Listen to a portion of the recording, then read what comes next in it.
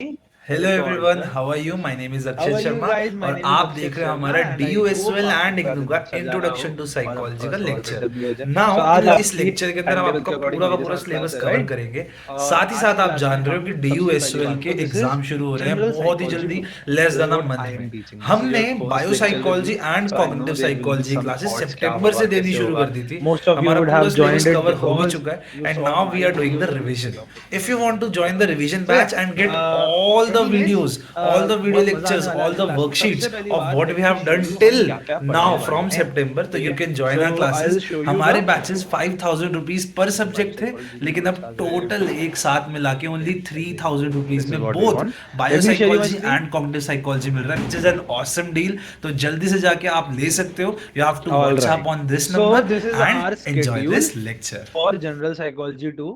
Firstly, what will be covering is number one, we'll be covering emotion. तो हमारी शुरू की क्लासेस में what we'll be trying to do is emotion. So मैं अपनी तरफ से emotion आज start करूंगा. What is emotion? What is mood? What is feeling? क्या कोई difference है? Then we have various theories of emotion as well. ठीक है? अरे वाह, someone else as well. Hi Jasnoor, how are you?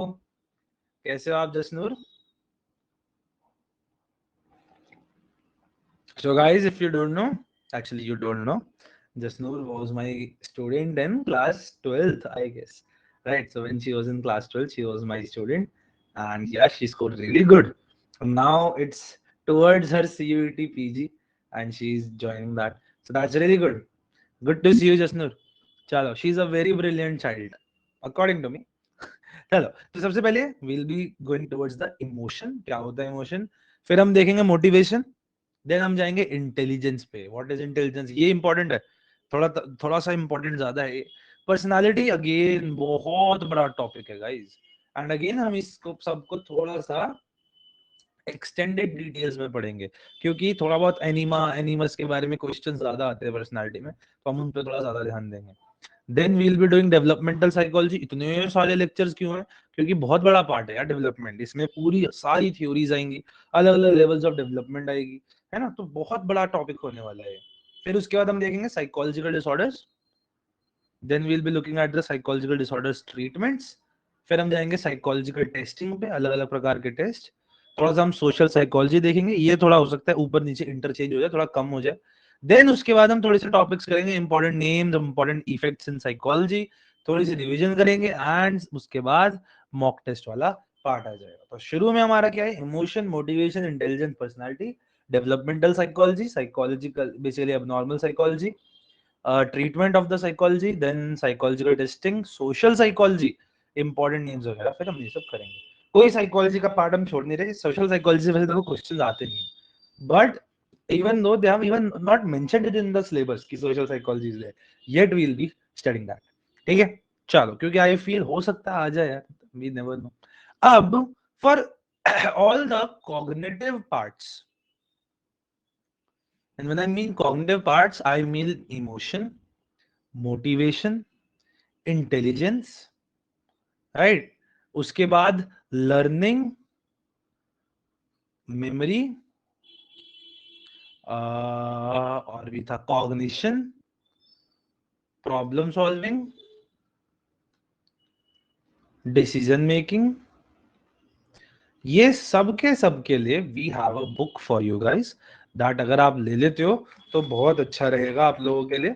ठीक है, जस्ट आपको यहाँ लिखना है साइकोप्रोलॉजी और यहाँ पे आपको दिखेगी हमारी ये वाली book, cognitive psychology super notes. CUET UG PG दोनों के लिए है.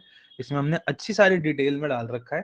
सुपर गुड बुक है, जरूर ले लो, आपका हेल्प ही होने वाली है इस बुक से. ठीक है, सो आप सारे के सारे टॉपिक्स को इन डिटेल इस बुक से पढ़ पाओगे. इसी बुक को मैं रेफर करने वाला हूँ फॉर जो जो मेरा कॉग्निटिव साइकोलॉजी के टॉपिक्स आते हैं. ठीक है, अगर आप चाहो तो यहाँ पे इसमें टेबल ऑफ कंटेंट डाल रखा है, राइट. तो देखो पूरा cognition, attention, perception, thinking, memory और बाकी सारे जो मैंने आपको बताए थे वो सारे के सारे इसमें ऐसे ऐसे नोट्स हैं. बहुत प्यारे प्यारे नोट्स हैं. I have design them my self. तो इनमें काफी सारे अच्छे एग्जाम्पल भी है. ठीक है, so you can use this book cognitive psychology super notes. देखो लेनी चाहिए, नहीं लोगे तो आपके ऊपर है. ठीक है, चलो आज की क्लास हम किससे शुरू करने वाले हैं? We'll be starting off with emotion वाला टॉपिक. ठीक है, अगेन जनरल साइकोलॉजी 1 और जनरल साइकोलॉजी 2 दोनों पैरेलल चलेंगे गाइस, ठीक है। जनरल साइकोलॉजी 1 में अपना चलेगा, जनरल साइकोलॉजी 2 में अपना चलेगा। I hope you will be able to understand both of them. थोड़ी पढ़ाई ज्यादा करनी पड़ेगी गाइस, सैटरडे संडे को वर्कशीट पे ध्यान लगाना, एंड इट्स फाइन अगर आप वर्कशीट खुद से सॉल्व ना कर पाओ, आप देख के भी सॉल्व कर लो, इट वुड बी ओके, क्योंकि एट द एंड आपको अटेम्प्ट करना आना चाहिए, ठीक है। चलो सब रेडी है, एक बार हैंड रेज करके बताएंगे सारे के सारे रेडी हैं क्या? कम ऑन, जाग जाओ सारे, हैंड रेज। दिव्या, दीप्ति, सौम्या, आपदा, जसनूर, वेरी गुड गाइस, बल्ले बल्ले। चलो so we'll be today starting off with a very awesome topic, something which we all feel is a little bit needed in our life, है ना, which is very important aspect of human psychology.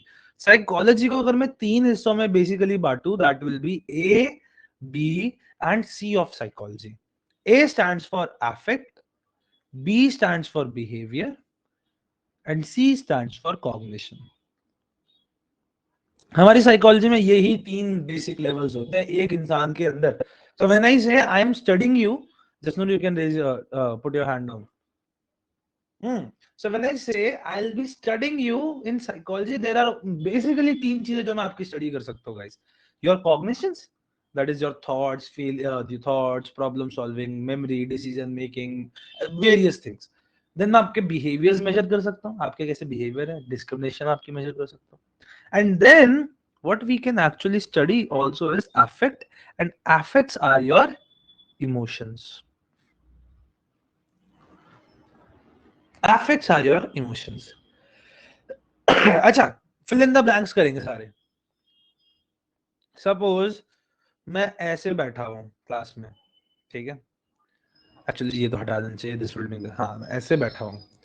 सो मुझसे कोई पूछता भाई क्या हुआ, तो मैं कहता हूँ आई have a dash, I have a bad dash today. Guys यहाँ पे कौन सा वर्ड आएगा रिलेटेड टू इमोशंस? कौन सा वर्ड आएगा? दीप्ति ने कहा है मूड, बाकी लोग क्या लगता है? मूड ही आएगा. Yes, absolutely right, very good. So यहाँ पे क्या है? I have a bad mood today. अच्छा, अब सपोज दूसरे दिन मैं क्लास में गया हूं और टीचर पूछते क्या हुआ, तो मैं कहता हूं आई am not dash well today. इसको बताओ, इसको कंप्लीट करो. आई am not dash well today. Feeling, absolutely right. अब सपोज आपका एक बॉयफ्रेंड है और आप बहुत सैड फील कर रहे हो और वो आपको परेशान कर देता है, तो आप उसे क्या कहते हो? You can not understand my dash. Considering वो मूड नहीं है, वो फीलिंग नहीं है, तो क्या होगा? You can not understand my emotions. एक समझाए भाई, कंट्रोल योर इमोशन. हाँ, वेरी गुड, बिल्कुल सही. हाँ, it can B feelings also, but मैंने कहा फीलिंग और मूड के अलावा. So it can B emotions. You can not understand my emotions, तो मुझे समझते नहीं हो. 3 डिफरेंट वर्ड्स हैं, तीनों का डिफरेंट मीनिंग है, तीनों का डिफरेंट लेवल का मीनिंग है. एक मैं कह रहा हूँ यार मेरा मूड खराब है यार, तो लाइफ टाइम नहीं चल रहा, कुछ पर्टिकुलर टाइम के लिए चल रहा है. एक कह रहा हूँ यार I am not feeling good today, it's a longer thing. मैं कह रहा हूँ मेरे emotion are even bigger thing. Let's see क्या कहती है हमारी प्यारी प्यारी बुक. चलो अच्छा, ये शेड्यूल डाल दो. Alright, so emotion can be defined as a feeling or a state of mind that arises in response to a particular situation, event or experience. Very very important. Emotion can be defined as a feeling or state of mind that arises in response to a particular situation, event or experience. तो आप life में कोई भी चीज experience अगर करते हो, उसके बाद आपको जो भी फीलिंग आए या जो भी आपकी स्टेट ऑफ माइंड बने, वो क्या होगा? वो होगा आपका इमोशन। अच्छा जी, let's see what is the difference between emotion, mood and feeling.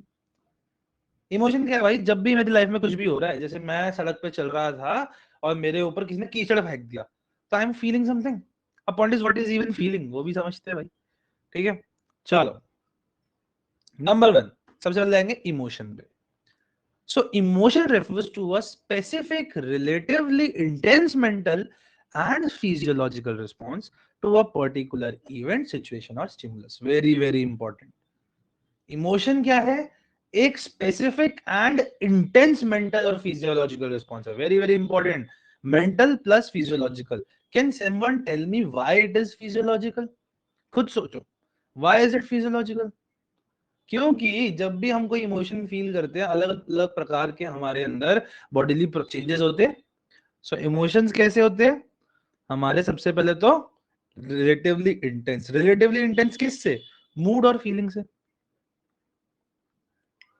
दूसरी बात क्या थी हमारे पास? स्पेसिफिक होते हैं। एंड ये आते कब है? टुवर्ड्स अ पर्टिकुलर इवेंट या सिचुएशन, जो भी है लो।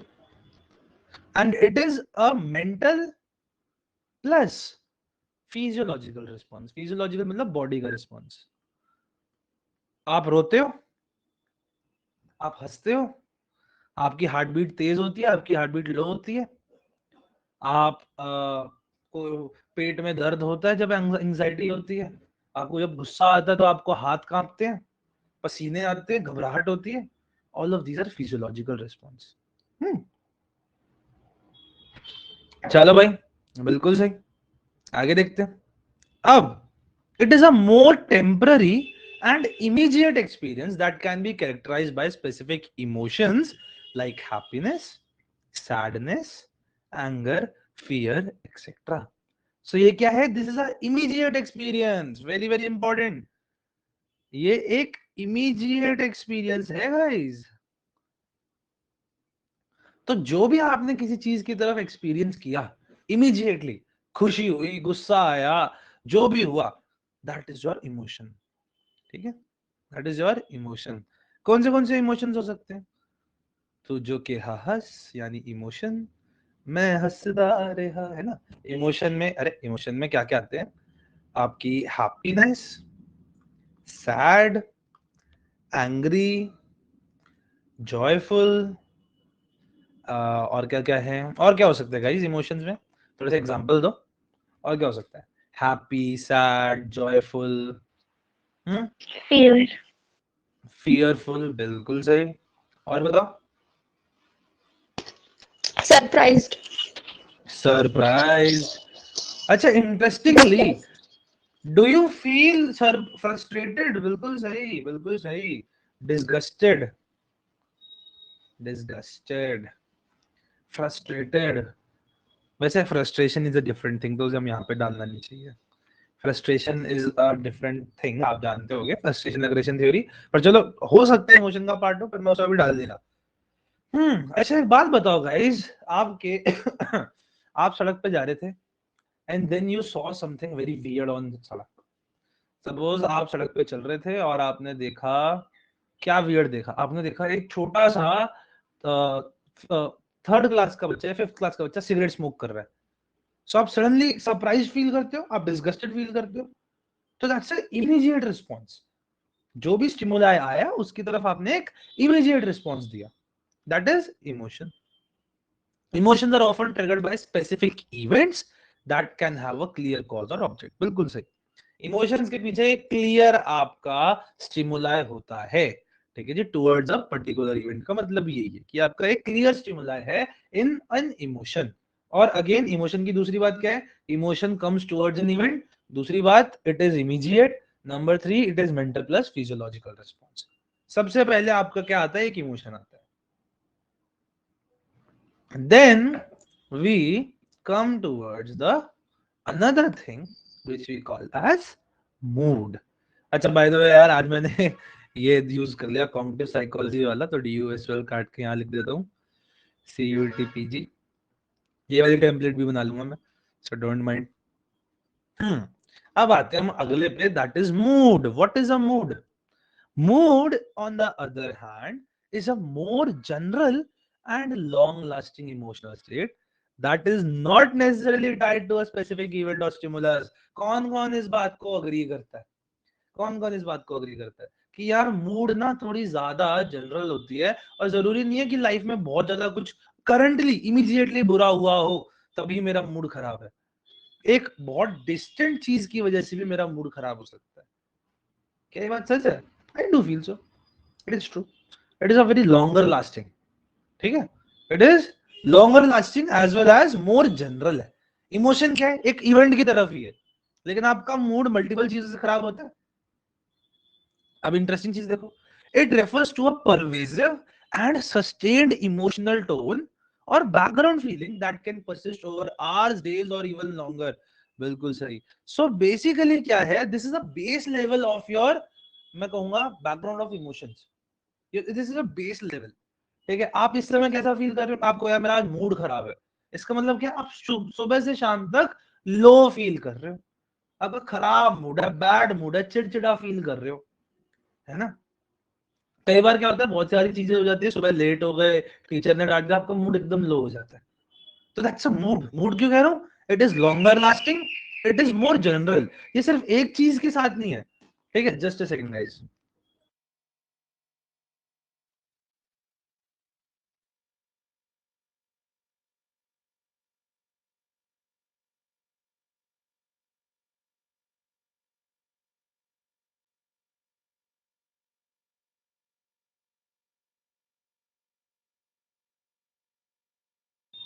So coming back.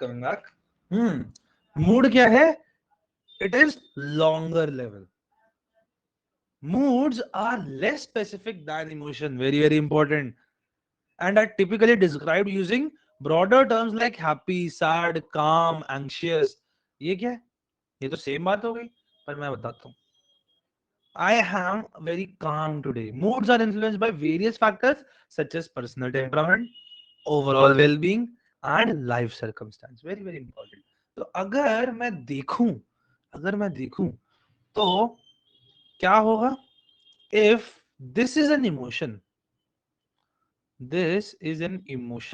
और मैं टाइम की बात कर रहा हूं, so this will be your mood. It is more longer. Emotion is related to a specific event, while mood is not related to a specific event. It can be very general. It is, देखो, आपका mood किसी चीज की वजह से ही खराब होता है, लेकिन डिफरेंस ये है कि आपने जब एक बच्चे को स्मोक करते हुए देखा सिगरेट, तो आप सरप्राइज फील किया आपने, पर क्या आपने पूरे दिन ही सरप्राइज फील किया? ये सब नो, क्या आपने पूरे दिन ही सरप्राइज फील किया जब आपने उस बच्चे को स्मोक करते हुए देखा? No, you did not. You did not, right? क्यों? क्योंकि वो एक पर्टिकुलर टाइम फ्रेम के अंदर था. पर अब क्या है, कुछ इवेंट्स की वजह से या ओवरऑल आपकी जिंदगी कैसी चल रही है, पर्सनल लाइफ इवेंट्स की वजह से क्या हो रहा है, आपकी ओवरऑल आपकी एक जनरल स्टेट ऑफ बीइंग लो हो चुकी है या हाई हो चुकी है. कई बार हम बोलते हैं ना, I have a good mood.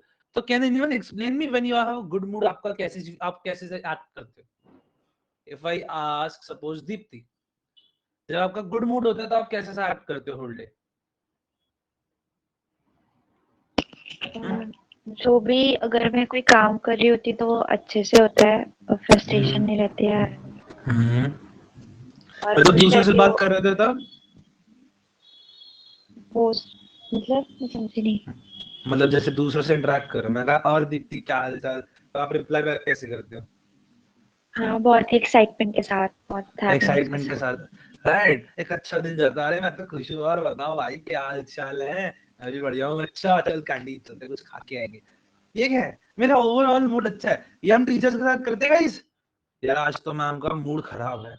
एक बार बताओ, आपके साथ एक बार हैंडल करके बताना, क्या आपके साथ कभी ऐसा हुआ कि टीचर का ओवरऑल मूड खराब था, आपको फील हो गया, तो उसका क्लास में वे ऑफ स्पीकिंग, उसका क्लास में वे ऑफ एक्टिंग और डांटना भी एकदम से बदल गया? हैंड रेज करके बताओ, क्या ऐसा आपने कभी देखा है? बिल्कुल देखा है, very good, very good, absolutely देखा है। क्यों देखा है? क्योंकि अब देखो, अगर वो टीचर का इमोशन होता तो वो सपोज टीचर के साथ क्या, वो अपने पति से लड़की आई है, जो कि हम हमेशा एक बात अज्यूम करते थे फन फन में कि अरे मैडम की तो आज पक्का लड़ाई होगी अपने पति से, तभी ऐसे कह रही है।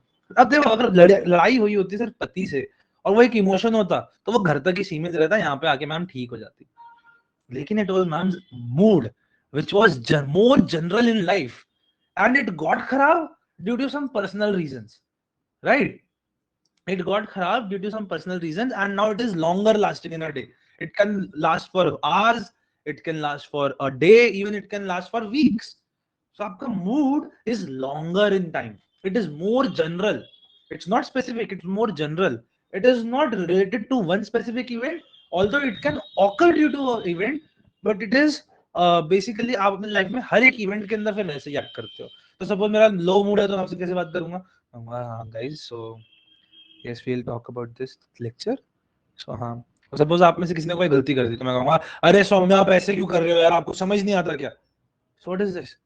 I am acting in a way which is different than what I used to do and I am continuously acting in that way, right? अगर मेरा एक इमोशन होता तो वो वहीं छूट जाता, पर अब मैं आपके साथ लंबे समय तक वैसा एक्ट कर रहा हूँ, ठीक है? सो अगर मैं मूड की बात करूं तो क्या क्या है इसमें? It is more general, it is longer lasting, very very important. यहाँ पे पॉइंट्स बनाते हैं। So mood is more general, longer lasting, not related to any specific event। अगर सिर्फ स्पेसिफिक इवेंट्स ही होता and it is not necessarily tied to a specific event और stimulus, it is sustained emotional tone, very very important, it is a sustained emotional tone, can last for hours, days, weeks. However, अगर आपका mood continuously लो है तो is that a sign of clinical depression? It can be a sign of clinical depression. But again, not just low mood but also anhedonia. क्या होता है anhedonia? Anhedonia is lack of feeling pleasure in stuff जिसमें आपको पहले pleasure मिलता था। अच्छा जी। Now it is less specific than emotion, very very important, less specific than emotion। Example ले लो, एग्जाम्पल है I have a happy mood today.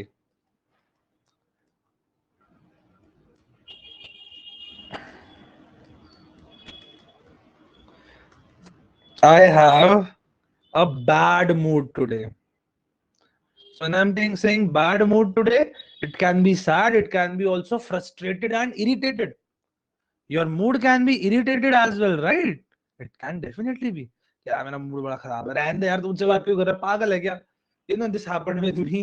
I slapped one of my friends in my class 10th when I had a very bad mood. So I literally just went in washroom to cry. So I was really sad about that. So yeah, bad mood में आप कुछ भी कर सकते हो, and I was really irritated about that। इसके पीछे influencer क्या हो सकते हैं? पर्सनल टेम्परामेंट, आपका ओवरऑल वेलबींग, लाइफ के सर्कमस्टेंसेस, है ना? मैम की लाइफ पति से लड़ाई हुई है, अच्छा जी, तो इसमें इसका कॉजेस क्या क्या हो सकते हैं? योर वेलबींग, अगर आप बहुत अच्छा फील कर रहे हो तो डेफिनेटली आपका अच्छा होगा, आपका तबियत खराब है तो आपका मूड भी खराब है। लाइफ इवेंट्स, है ना? एंड मैं कहूंगा यहाँ पे क्या है? Personal temperament. What is temperament? It is basically your again way of being.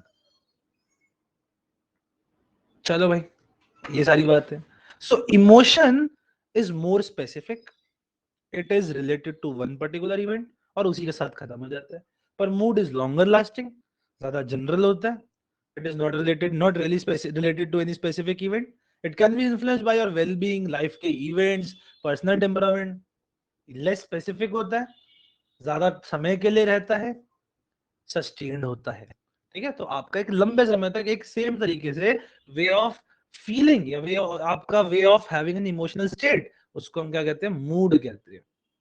कह दी आज मेरा मूड खराब, कथो कहती सिर दुखदा, ओहो, मतलब मेरा आज मूड खराब है, मेरा हेडेक हो रहा है। अगेन मूड खराब, आज मूड खराब है, लॉन्गर लेवल के लिए, लॉन्गर टाइम के लिए मेरा मूड खराब है। सो बेसिकली मूड का हमें बात समझ आई, सबको समझ आई? एंड्रेज आई क्या? Perfect perfect. Deepti any doubts? Sir personal temperament का मीनिंग एक बार बता दीजिए। पर्सनल टेम्परामेंट का बेसिकली यही है, आपका पर्सनल वे ऑफ बीइंग। हर एक बंदे की एक पर्सनल टेम्परामेंट होता है। जैसे कि कुछ लोग होते हैं ना जो हमेशा इरिटेटेड रहते हैं, है ना, कुछ लोग होते हैं थोड़े से अग्रेसिव ज्यादा रहते हैं। So that can influence a lot about your mood, that can really influence your mood. So personal temperament is your personal way of being, that is the thing. Personal way of behaving, continuously personal way of behaving, that is what you can say in personal temperament. ठीक है? Yes sir. चलो, हमने देखा emotion, हमने देखा mood, let's talk about feeling.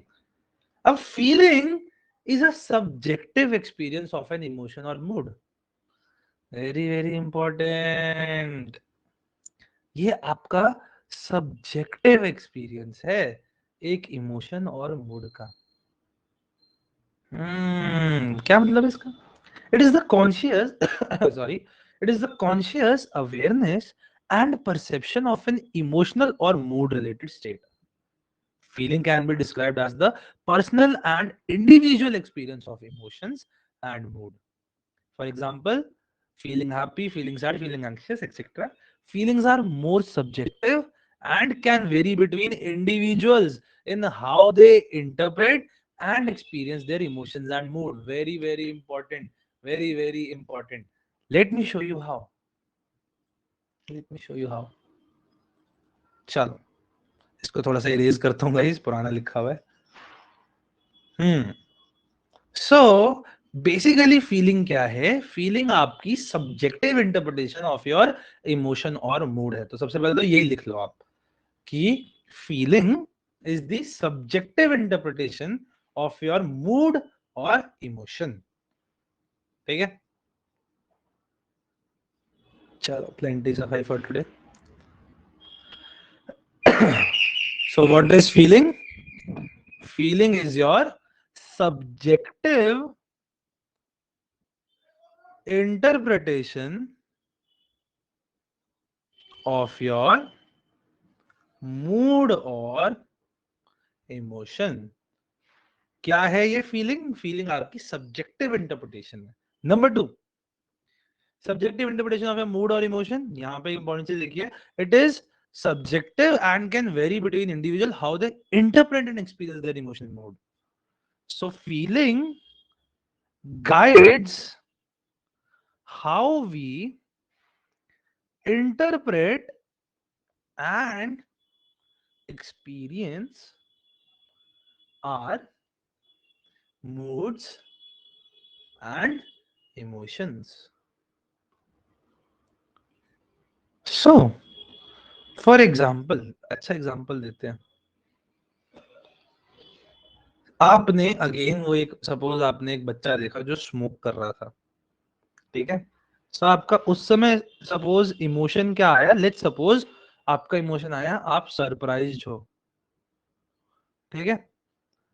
But इसकी वजह से इस इमोशन को, अब आपका इमोशन आप चौंक गए हो, ठीक है? बट अगेन आप सिर्फ चौंके नहीं हो, आप सिर्फ सरप्राइज नहीं हो, इस सरप्राइज के साथ साथ आप कुछ फील भी कर रहे हो, है कि नहीं? है कि नहीं? यू आर सरप्राइज्ड, मैं अरे क्या बात कर रहे हो, बट उसके साथ एक फीलिंग अटैच्ड है। फीलिंग अटैच्ड का मतलब अगेन क्या there can be various types of surprised? Can there be various types of surprise? Absolutely right. So my emotion of surprise can be interpreted as various type of feeling. For example, I am feeling excited.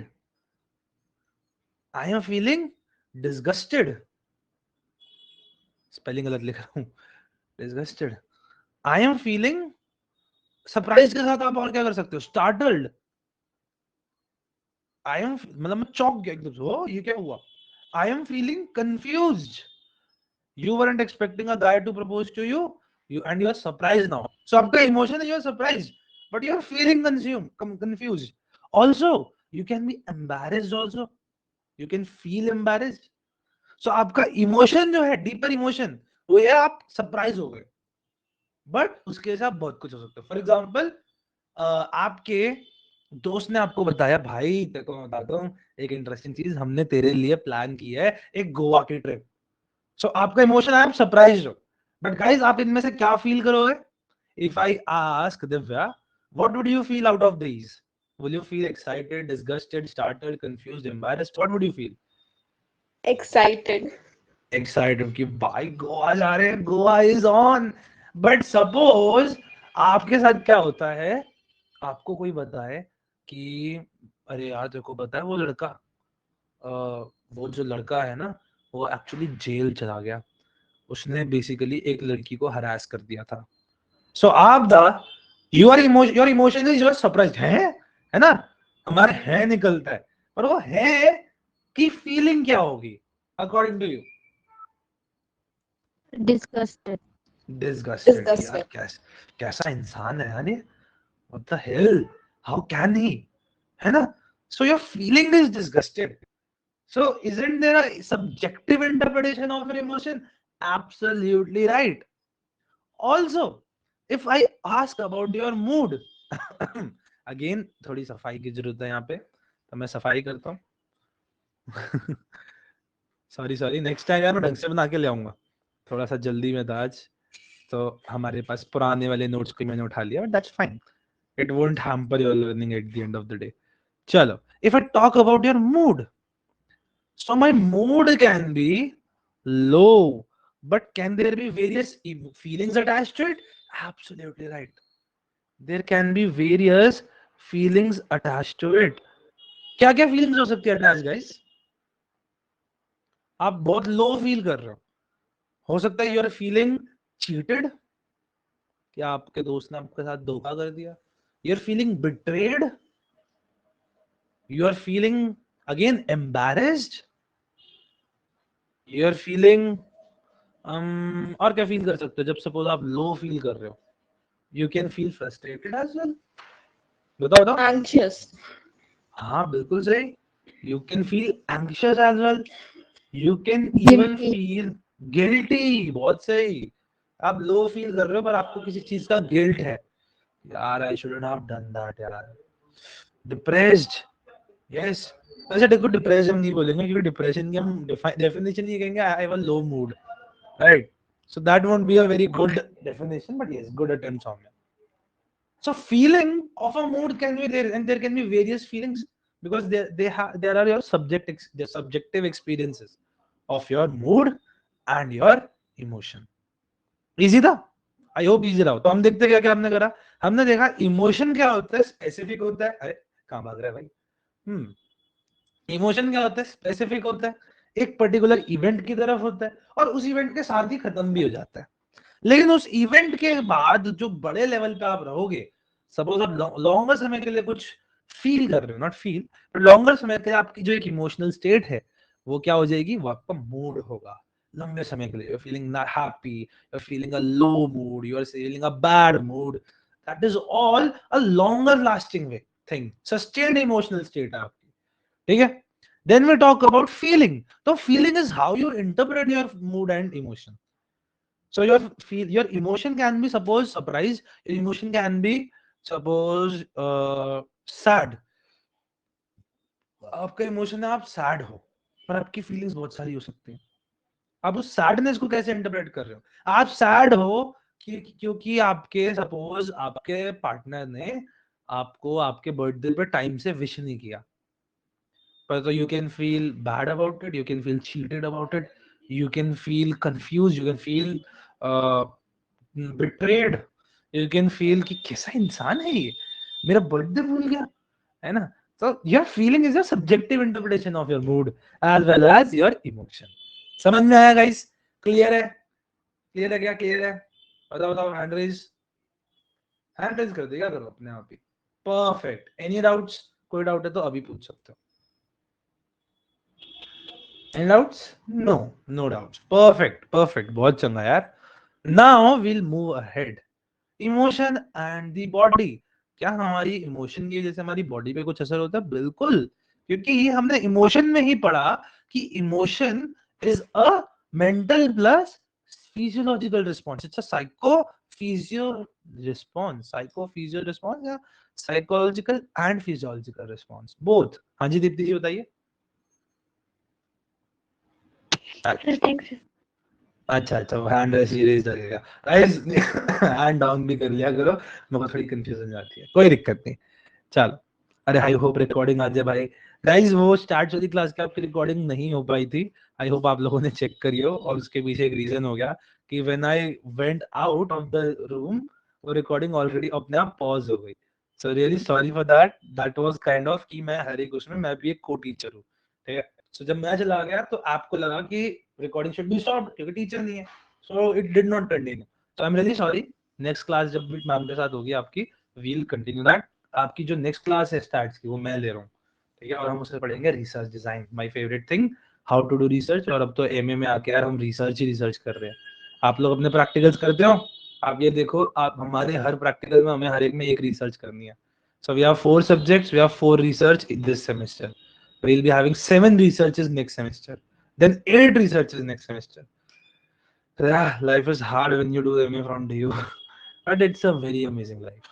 मतलब बहुत ही life में आपको अगर इज्जत चाहिए ना तो DU में है गाइस. ऑनेस्टली आपको रियलाइज होगा कि आप कितने अमेजिंग लोगों के साथ पढ़ रहे हो. इवन मेरी एक दोस्त है, she is the second highest topper of DU. मतलब वो केएनसी में थे और पूरे DU में BA psychology honours, BA applied psychology में उसके सेकंड हाईएस्ट नंबर है. उसका सीयूटी स्कोर आज मेरे को पता चला, दैट इज 265 एंड मेरा सीयूटी स्कोर इज 270. सो भाई मैं तो स्टार्टेड था भाई कि कैसे यार. Number 2 she was also second, I was second in my own university. So that's the thing. और हम दोनों के जो ऊपर फर्स्ट थे उन दोनों के नंबर अच्छे नहीं आए इन सीयूटी. तो ये एक चीज याद रखना गाइस, मैं आपको एक इंपॉर्टेंट चीज बता देता हूँ. अगर आपके बीए में अच्छे नंबर आ रहे हैं, दैट डज नॉट गारंटी कि आपके सीयूटी पीजी में भी अच्छे नंबर आएंगे. मेरी फ्रेंड थी, शी केम फर्स्ट. हम दोनों इक्वल लेवल ऑफ होते, उसके मेरे 9.54 आई है, उसकी 9.56 आई है. 2-3 मार्क्स से वो मुझसे हल्की सी ऊपर थी. बट मेरा सीयूटी स्कोर 270 आया. I went into DU. Her score was 200 and she couldn't qualify anywhere. She had equal brain as me, but she did not put large amount of emphasis in doing questions. She did not study that much. उसे लगा easy है, मैं कर लूंगी, और देखो problem हो गई. तो भाई सीयूईटी पीजी में राजा से रंक बनने में देर नहीं लगती. तो प्लीज जब आप पढ़ाई कर रहे हो ना, फोकस से करो. This is a very very important. अच्छा आप लोग अपने वो बताओ, ड्रीम कॉलेजेस क्या है? एक बार चैट में डालो, I really want to know. तब तक मैं थोड़ी सफाई कर रहा हूँ यहाँ पे. What are your dream colleges? कुछ तो होंगे, एक दो टॉप के बता दो, 2-3 बता दो, या एक बता दो, जो भी आपका ड्रीम है यार, यहाँ जाना है यार. और फिर मैं आपको थोड़ा सा अपना बताऊंगा एक्सपीरियंस, क्योंकि in all the classes I will be the best one जो एकदम रीसेंट एक्सपीरियंस रख रहा है यहाँ पे, ठीक है. तो मैं आपको डेफिनेटली बताता रहूंगा गाइस. क्या आया? DU and NSUT. दिव्या का LSR.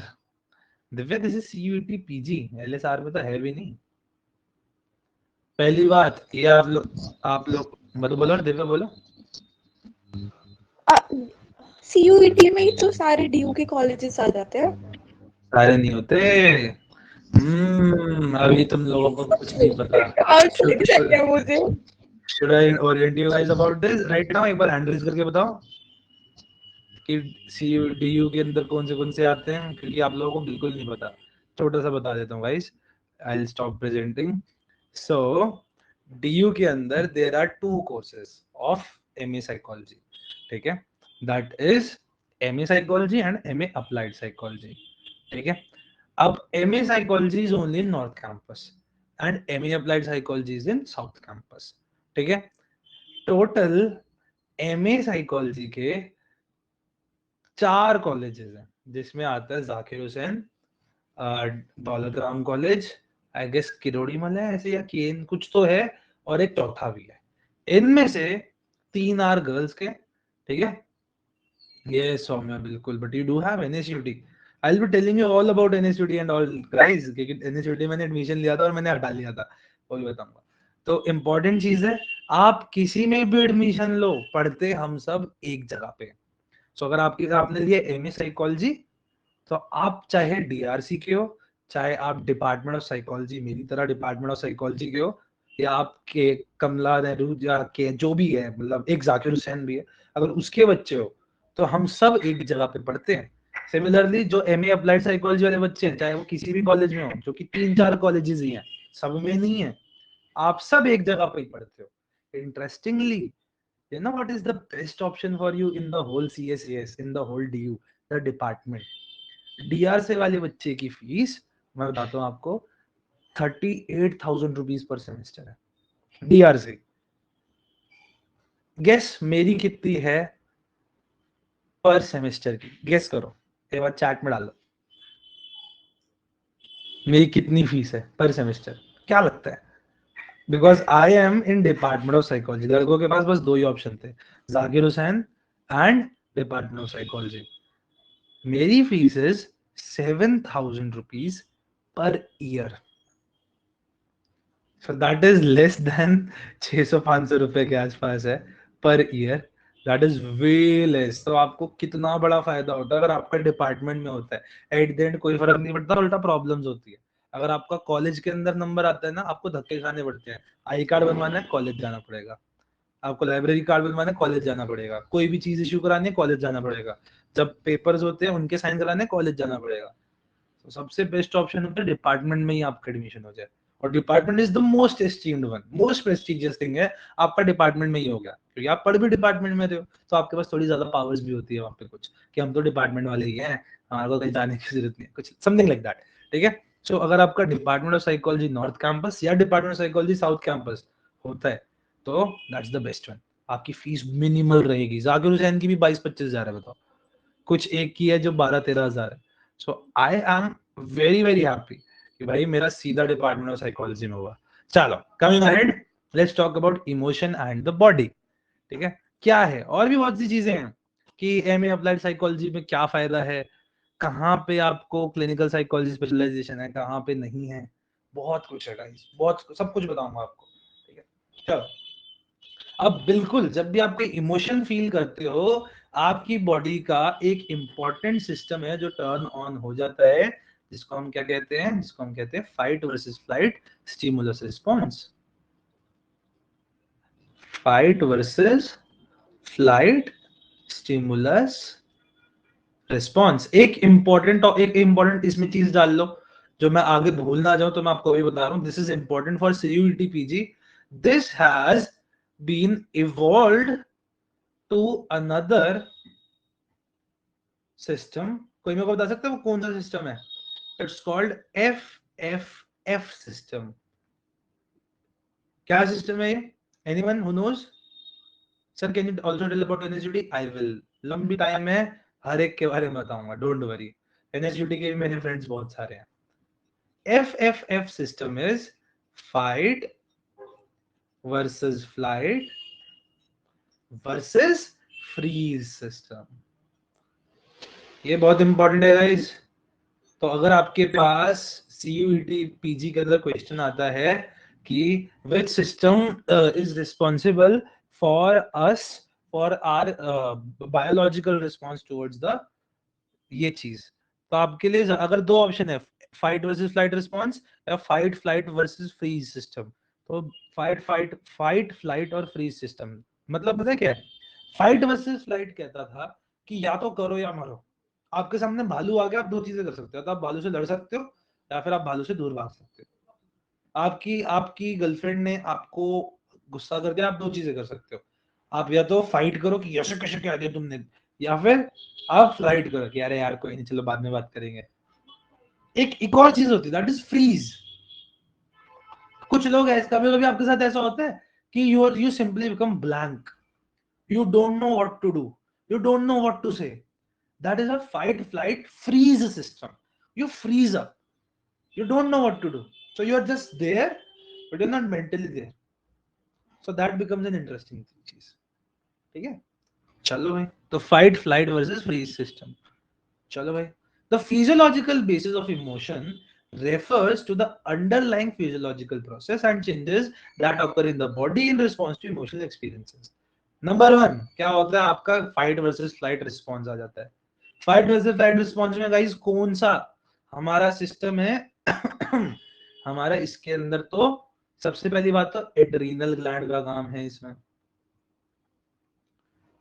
दूसरी बात इसके अंदर हमारा हाइपोथैलेमस का काम है। तो हाइपोथैलेमस क्या करता है?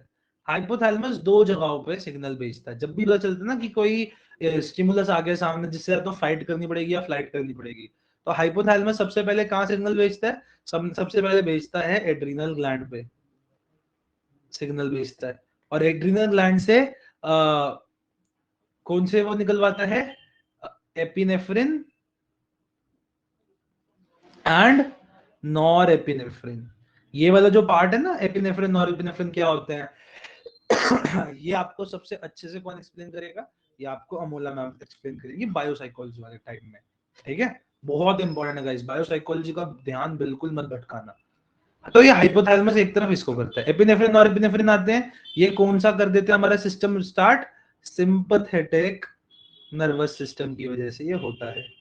तो सिंपैथेटिक नर्वस सिस्टम से क्या होगा? अब यहाँ पे ये मिलके हमारा फाइट वर्सेस फ्लाइट रिस्पॉन्स दे देते हैं। फाइट वर्सेस फ्लाइट रिस्पॉन्स शुरू हो जाता है। अब या तो भागोगे या फिर लड़ोगे, दोनों के लिए बहुत सारी एनर्जी चाहिए। वो एनर्जी कहां से आती है गाइस? उस एनर्जी के लिए हमारा पिट्यूटरी ग्लैंड को बोला जाता है, और ये पिट्यूटरी ग्लैंड क्या करवाता है? ये हमारा रिलीज करवा देता है ग्लूकोकॉर्टिकॉइड, और ग्लूकोकॉर्टिकॉइड में कौन सा? कॉर्टिजोल। सो सिंस जब कॉर्टिजोल सिक्रीट होता है, ये क्या होता है? हमारा बॉडी का मेटाबॉलिज्म फास्ट कर देता है। मेटाबॉलिज्म का मतलब क्या होता है? जब आपकी बॉडी में पड़े ग्लूकोज को कन्वर्ट करती है into ATP. ATP is the energy currency of your body. आपकी बॉडी के अंदर जो एनर्जी यूज होती है वो एटीपी के फॉर्म में यूज होती है। एटीपी की फुल फॉर्म बताए किसी को? एडिनोसाइन ट्रायोफॉस्फेट। ये इंपॉर्टेंट है गाइस, ये छोटी छोटी चीजें आ जाती हैं। ठीक है, again there is endless amount of stuff that you can do, right? चलो, तो एडिनोसाइन ट्रायोफॉस्फेट तो मेटाबॉलिज्म इंक्रीज कर देता है, जिसकी वजह से energy in the body increase हो जाती है। जब आपकी energy in the body increase हो गई है, बहुत सारी एनर्जी आपके पास पड़ी हुई है और आपकी बॉडी अब रेडी है, या तो भागोगे या लड़ोगे, जो भी करोगे उसके लिए जो भी एनर्जी चाहिए वो सारी यहाँ पे आपके पास उपलब्ध है गाइस।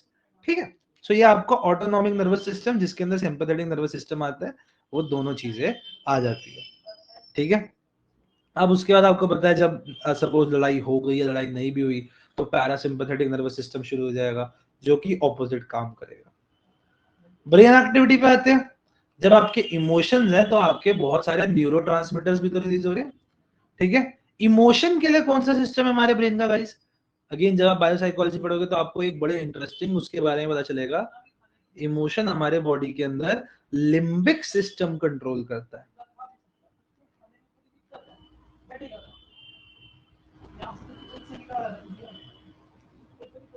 आपका लिम्बिक सिस्टम गाइस कंट्रोल करता है। लिम्बिक सिस्टम में क्या क्या आता है? इसमें आता है आपका हाइपोथैलेमस, दूसरी चीज क्या आती है यहाँ पे बहुत अच्छे से लिखा हुआ है, एमिगडेला एंड हिप्पोकैम्पस।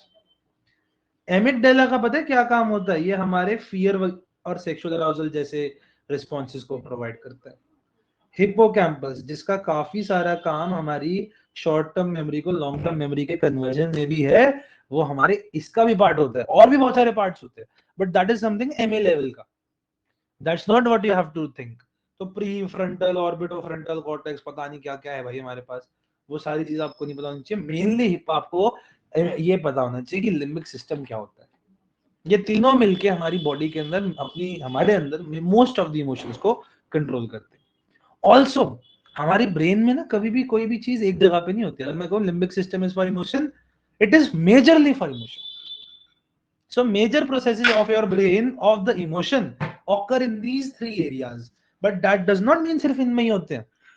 अवेयर तो पूरा ब्रेन ही होता है। सपोज आप सैड हो रहे हो तो आपको रोना भी आ रहा है, उसके लिए थोड़ा बहुत मोटर कॉर्टेक्स भी है, आपको फीलिंग्स हो रही है, सेंसेशंस भी हो रही है, तो सेंसरी एरिया भी है, तो पूरा ब्रेन इन्वॉल्व होता है, पर सबसे ज्यादा इन्वॉल्वमेंट किसकी है? Limbic system. ठीक है,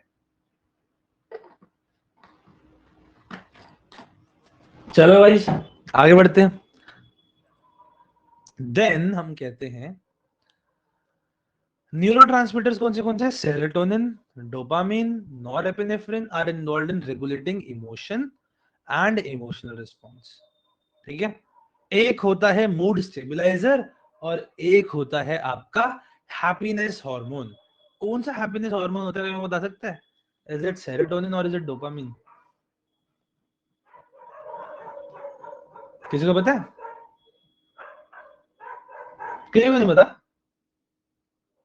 चलो इस वाले को ना थोड़ा डिटेल में करेंगे।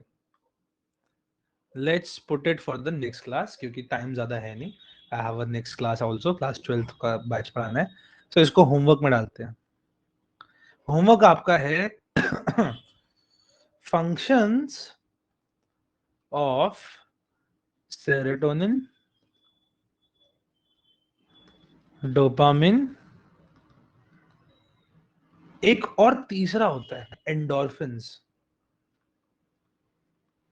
इन इमोशंस।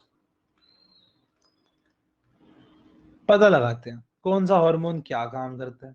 अच्छा, नॉरएपिनेफ्रिन का तो हमें पता चल ही गया कि वो तो हमारा फाइट वर्सेस फ्लाइट में काम करता है। एक होता है हमारा मूड स्टेबलाइजर, कि हमारे को काम कर देना, और दूसरा होता है हमारा happiness hormone.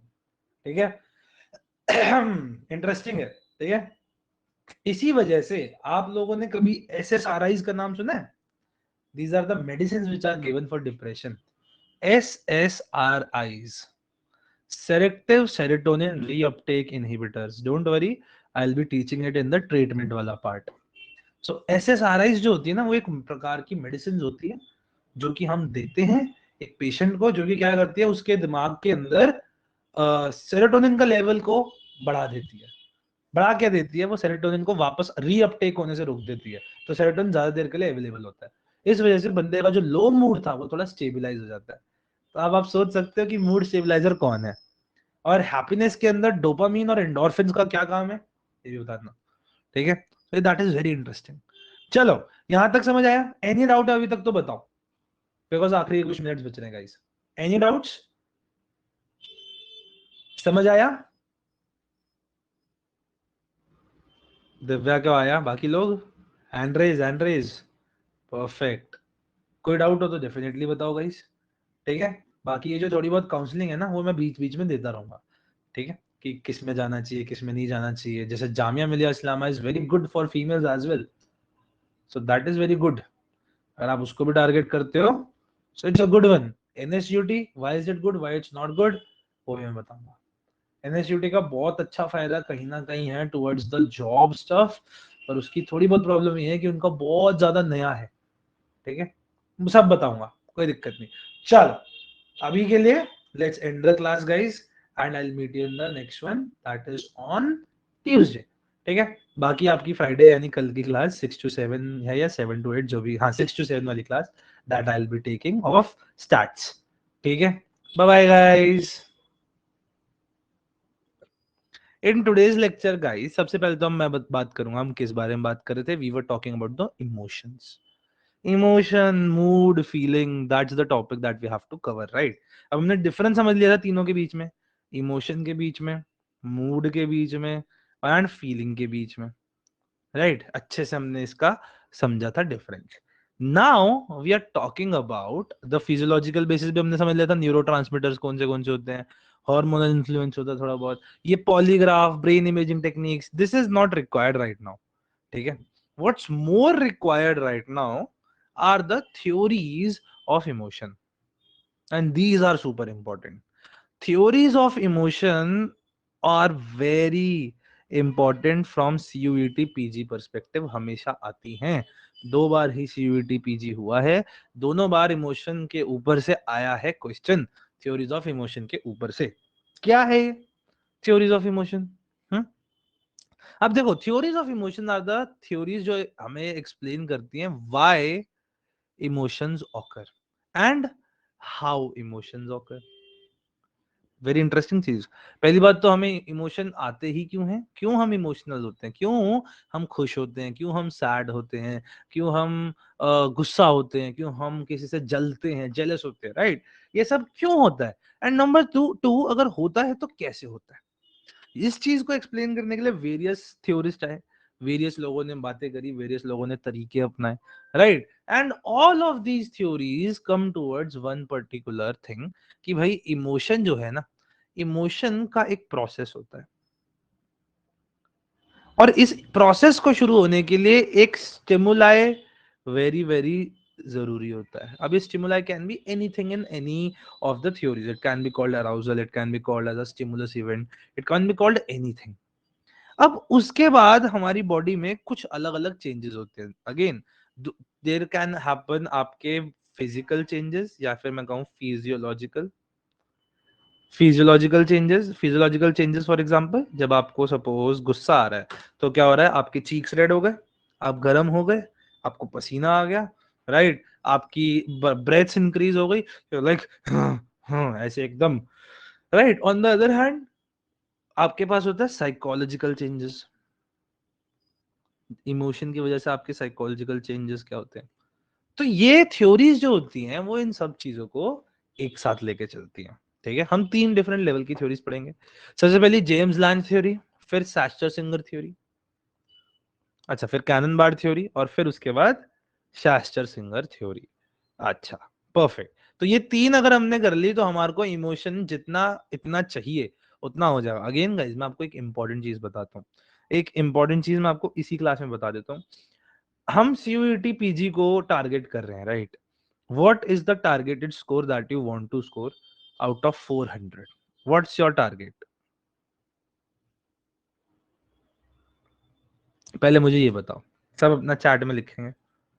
What's the score that you are targeting? लिखो लिखो, चैट में डालो. Out of 400 what is the score that you are thinking कि मैं लाना चाहती हूँ? चाहती हूँ, मैं चाहता तो यहाँ पे कोई है नहीं. परफेक्ट स्कोर, ठीक है, 400 में से 400, क्या बात है. बाकी लोग सारे लिखो यार, it's fine, you can say anything, does not mean आपको पता है नहीं पता है, दैट्स फाइन, जो आपको लगता है. ममता कह रही है 350, अदर्स 300, दीप्ति का 300 है, अच्छा जी, दिव्या का भी 400. भाई हम तो 400 में से 400 लाएंगे. चल, पहली बात तो गाइस, अब मैं 2-3 तुम्हें रियलिटीज बता देता हूँ. 400 में से 400 किसी के आज तक आए नहीं, and you can bring it for very sure. Problem psychology वाला पार्ट नहीं होता, प्रॉब्लम होता है उसके साथ के 25 क्वेश्चन भी. इसके लिए मैं आपको मटेरियल 1-2 हफ्ते के अंदर प्रोवाइड करवा दूंगा, वीडियो लेक्चर्स अलग अलग यूट्यूब के सोर्सेज से इकट्ठे करके, साथ ही साथ बुक्स, वेरियस पीडीएफ सारे आपको मिल जाएंगे, क्योंकि फ्री ऑफ कॉस्ट दे रहे हो, तो you can use definitely that. ठीक है, पहले हम सोच रहे थे उसको एज एन अदर सब्जेक्ट डालें, पर फिर उसमें बहुत ज्यादा फीस हो जाती, तो वी रिड्यूस दैट. चलो, अब साइकोलॉजी के अंदर में आपको एक क्वेश्चन बताता हूँ. What is the syllabus? तो guys, syllabus is infinite. Syllabus infinite है गाइस. क्या हम इनफाइनाइट पढ़ सकते हैं? नहीं. क्या हम इनफाइनाइट पढ़ सकते हैं? We can not, we simply can not. What we can do, अब ये जो मैं आपको टेक्निक बता रहा हूं ना, it is way more important than studying emotion right now. और कॉपी पेन लेके बैठना, जो टेक्निक है, हम क्योंकि इनफाइनाइट नहीं कर सकते, तो हम मेजर सबसे पहली बात तो लर्न करेंगे, या मेजॉरिटी को हम लर्न करेंगे. Again, not even majority, major. Major का मतलब क्या है? वो चीजें जो सबसे ज्यादा प्रोमिनेंट हैं एक पर्टिकुलर टॉपिक के अंदर, क्या हम उन्हें करके जाएंगे? बिल्कुल अच्छे से करके जाएंगे. That is what we are teaching you right over here. Emotion की जो मेन थ्योरीज हैं, Cannon Bard theory, Schachter Singer theory, James Lange theory, रटी रटाई आ जाती है, रटी रटाई लिखी आ जाती है. क्वेश्चन में सीधा आता है, James Lange theory is different from Schachter Singer theory, which in which theory physiological response leads to psychological response, कुछ भी क्वेश्चन आ सकता है, इन तीनों के तो सबसे ज्यादा है। पर क्या मैं कहूंगा, क्या इमोशन बस इतना ही आएगा? यस और नो चैट में लिखो, क्या सिर्फ इमोशन इतना ही आ सकता है? बताओ गाइस। बिल्कुल नहीं। Very good. And that is a thing I wanted you to know. हमारे पास लिमिटेड समय, हम हर चीज नहीं पढ़ सकते, तो क्या करें? How do we increase our chances? दो चीजें। चांसेस इंक्रीज करने के लिए नंबर वन, हम आपको वर्कशीट्स दे रहे हैं, और वर्कशीट्स के अंदर थोड़े बहुत पीवाईक्यूज डेफिनेटली डाल रहे हैं। ये जो पीवाईक्यूज है ना, ये बहुत ज्यादा इंपॉर्टेंट है। ये जो पीवाईक्यूज है, ये बहुत ज्यादा इंपॉर्टेंट है। नॉट जस्ट सीयूईटी के, मैं आप लोगों को एक रियलिटी बताता हूँ गाइस, सिर्फ सीयूईटी के नहीं, डीयूईटी के, बीएचयू जब उनका खुद का होता था तब के, जामिया के, क्राइस्ट के, टिस के, etcetera etcetera etcetera etcetera, AMU के, जिस किसी का भी आपको एमए साइकोलॉजी मिल पाता है, जिसमें हमारी टॉप प्रायोरिटी ये होनी चाहिए। हमारी top priority CUET, DUET, BHU, JMI, Christ, ये होने चाहिए हमारे टॉप प्रायोरिटी। हमें इनके पीवाईक्यूज देखने हैं। अच्छा जी, पीवाईक्यूज देख के हम क्या उखाड़ लेंगे यार? पीवाईक्यूज के अंदर मेजर तो होगा ही होगा, समटाइम्स कुछ एक दो एक्स्ट्रा टॉपिक्स आ जाते हैं, और हम उस क्वेश्चन को क्या करेंगे? वो क्वेश्चन देखेंगे, हमें समझ नहीं आया, हम उसके बारे में इंफॉर्मेशन पढ़ेंगे और उस इंफॉर्मेशन को लिखेंगे अपने पास, और देन उस क्वेश्चन को हम सॉल्व करेंगे। And this is something I expect from you all. Serious हो जाओ गाइस। कौन कौन अपने फाइनल ईयर में इस समय, फाइनल सेमेस्टर में हो गया, फाइनल ईयर में कौन कौन है? एक बार हैंड रेज करके बता दो। जसनूर है, दिव्या है, दीप्ति, हाउ अबाउट यू? ममता भी है। एक सेकंड, अब आपकी ऑडियो आई, अब बोलो। Sir, I have completed my bachelor's. It's my drop year. चलो, परफेक्ट परफेक्ट परफेक्ट, बहुत अच्छी बात है। अब this is something I expect from all of you to do guys. हम आपको स्टडी मटेरियल दे रहे हैं, हम आपको पढ़ा रहे हैं। पढ़ना किसको? Eight the end of the day आपको पढ़ना है। क्या एक्स्ट्रा एफर्ट लगेगा? बिल्कुल एक्स्ट्रा एफर्ट लगेगा। क्या एक्स्ट्रा एफर्ट लगाना है? बिल्कुल एक्स्ट्रा एफर्ट लगाना है, डेफिनेटली एक्स्ट्रा एफर्ट लगाना है। ठीक है, चलो एक सेकंड आया।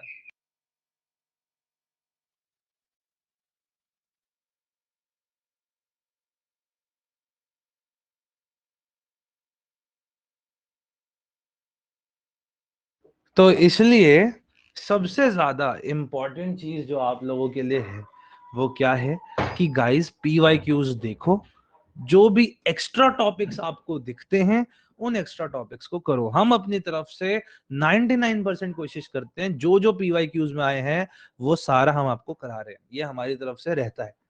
लेकिन कई बार कुछ ऐसे टॉपिक्स होते हैं which are not at all related to emotion, it's just about a theory, कि इस पर्टिकुलर थ्योरी में क्या बात, नहीं not a theory, actually just a research, कि research says that emotion is find out more in this people. अब that's not a question जो आपको पढ़ना है। क्या हम इस ब्रह्मांड की सारी रिसर्च पढ़ने बैठ जाएंगे? बिल्कुल भी नहीं। क्या हमारे पास इतना टाइम है हम सारी रिसर्च पढ़ पाए? बिल्कुल भी नहीं। दैट्स अ क्वेश्चन जो आपको पीवाईक्यू को देख के सीखना है। बिल्कुल दीप्ति, बिल्कुल, we will definitely discuss that. ठीक है, उस वर्कशीट को भी डेफिनेटली डिस्कस करेंगे।